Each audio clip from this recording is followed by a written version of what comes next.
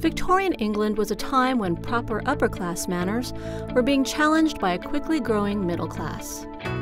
A diverse group of new artists began to assert themselves, offering new definitions of the aesthetics of art and beauty. Over 180 objects of avant-garde design and art from Victorian England have been collected inside the Legion of Honor's new exhibition, The Cult of Beauty.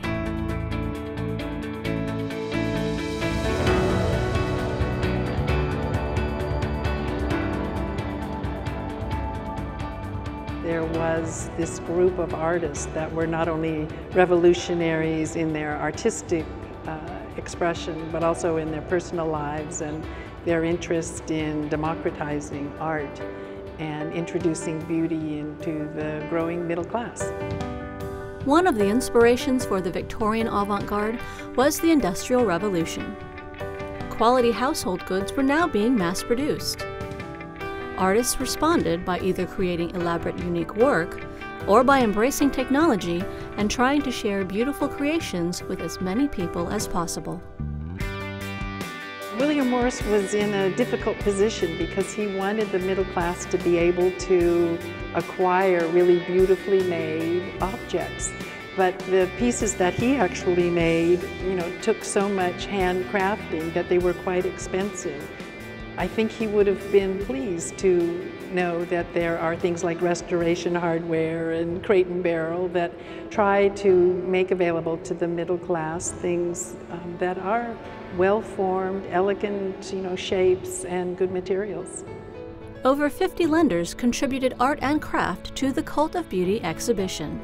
One of the partners is London's Victoria and Albert Museum, which has been collecting the finest examples of Victorian craft since Queen Victoria herself attended the museum's groundbreaking ceremony. The artists of the Victorian avant-garde believed that every object could contain an expression of beauty. The attention given when creating a towering sculpture should be the same as when creating a simple cottage gate. The aesthetes embraced art for art's own sake, whether in the curl of a flower or a stray lock of unpinned hair. Surprisingly, sensuality returned to public view during the Victorian era. Albert Moore, Rossetti, and Frederick Leighton were inspired by ancient Greek sculptures and found their new muses in modern times. Many of the paintings are large, and when you get up close to them, they just seem to wrap you in this luscious color, and there's a great sensuality to the paintings, even though there's nothing sexual going on in the pictures.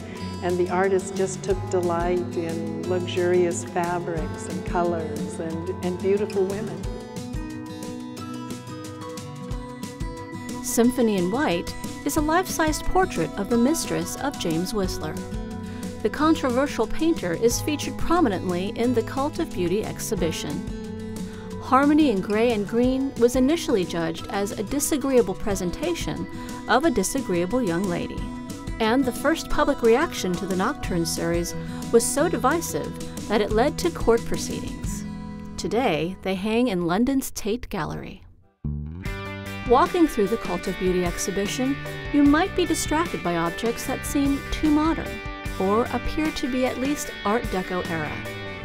Forward-thinking Victorian artists merged the economical ambitions of 18th century cottage-style furniture with the asymmetrical design elements of Japanese art that were introduced to London in 1862.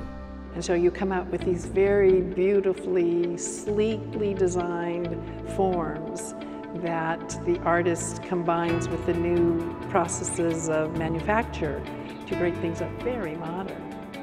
Our visitors are really surprised that so many of the works have a very modern feel to them. The aesthetes believed that no object needed to be considered worthless or low class.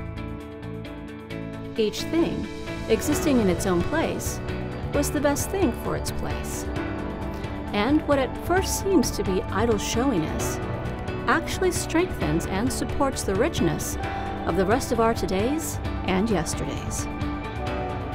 It's so exciting to have a project that you have worked on for so long, come to your own museum And museum curators are among the luckiest professionals because we get to share with tens of thousands of people the things that give us joy and the things that explain to our visitors the relationship between art and society. And art isn't just a frivolous, sidebar. It's a very important expression of culture and morals. And this particular moment, the artists were interested in beauty. San Francisco is the exclusive American host for the Cult of Beauty exhibition. The Legion of Honor's website has more information about the artists of the Victorian avant-garde and tips for planning your visit. Learn more at legionofhonor.famsf.org. Thanks for watching Culture Wire on SF Gov TV.